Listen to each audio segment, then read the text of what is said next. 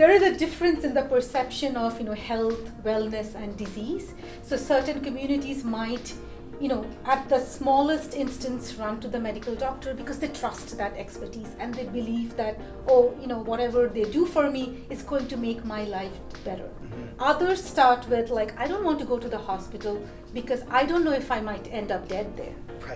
Right? Yes, so very so true. different perceptions. So I think, healthcare delivery has to be community based. Right. It has to be sensitive to the differences in communities. So particular communities you can reach through, say, CBC National, whereas other communities you might have to go to a senior's home and share those pamphlets there because again it's a different community. So I think if healthcare has to reach everyone so that everyone has the best outcome, it has to be culturally sensitive, it has to be culturally appropriate, right?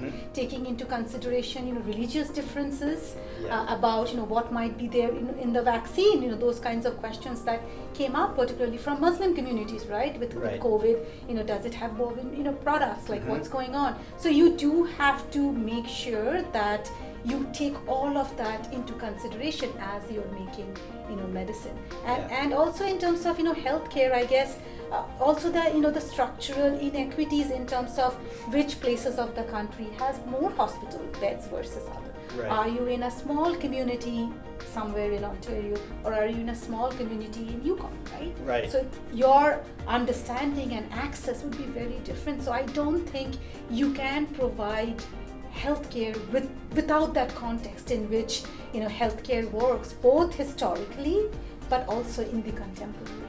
Yeah, and I think that concept has it's starting to permeate into even the pharmaceutical sector, where companies now in developing drugs are moving away from the sort of historical paradigm of what used to be called sort of disease-centric approaches to what they're now calling patient-centered approaches, where it's the individual's experience with the disease that is more important in many ways than what the disease is itself, in terms of thinking about how to approach treatment in that context. Yeah, and that just reminded me about Paul Farmer's work in Cuba, right?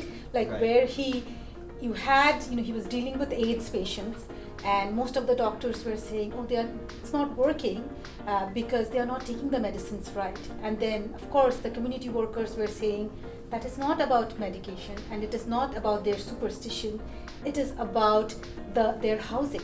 So there were patients dying out of TB, and then the community workers were saying it's about nutrition. So once they changed the nutrition, even with those same drugs, the outcomes were very different. Right.